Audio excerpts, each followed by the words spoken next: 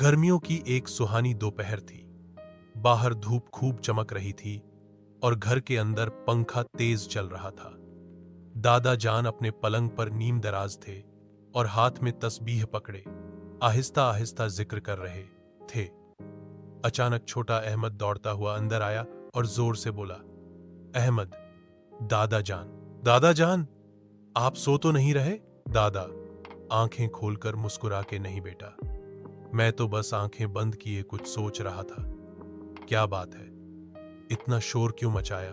अहमद, दादा जान, मैं बोर हो रहा हूं। अम्मी तो कहती हैं मोबाइल मत देखो। अबू दफ्तर चले गए हैं और बहन ट्यूशन गई हुई है। आप मेरे साथ बातें करें ना दादा, बैठकर। जरूर, क्यों नहीं बैठा, आओ मेरे पास बैठो, बताओ क्या बातें करनी है। अहमद, आप अपनी बचपन की कहानी सुनाएं, वह जो आप हमेशा कहते हैं कि हम दरिया पार करके स्कूल जाते थे।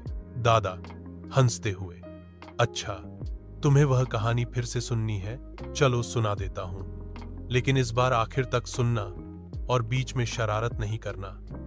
अहमद, वादा, मैं बिल्कुल भी शरारत नहीं करूंगा, बस आप पूरी सुनाएं। दादा, बेटा, जब मैं तुम्हारी उम्र का था, हमारे गांव में न सड़क थी, न बिजली, न स्कूल के करीब कोई पक्का रास्ता।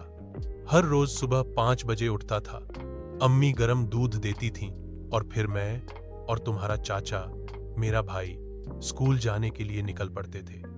अहमद, सुबह 5 बजे? दादा जान, मैं तो उस वक्त ख्वाब में होता हूं। दादा मुस्कुराकर, हां, उस वक्त जिंदगी आसान नहीं थी। हम लगभग 3 किलोमीटर पैदल चलते थे। बीच में एक छोटा सा नदी आता था। वहां न पुल था, न कश्ती, हमें पानी के अंदर से गुजरना पड़ता था। अहमद, आपके कपड़े तो गीले हो जाते होंगे ना?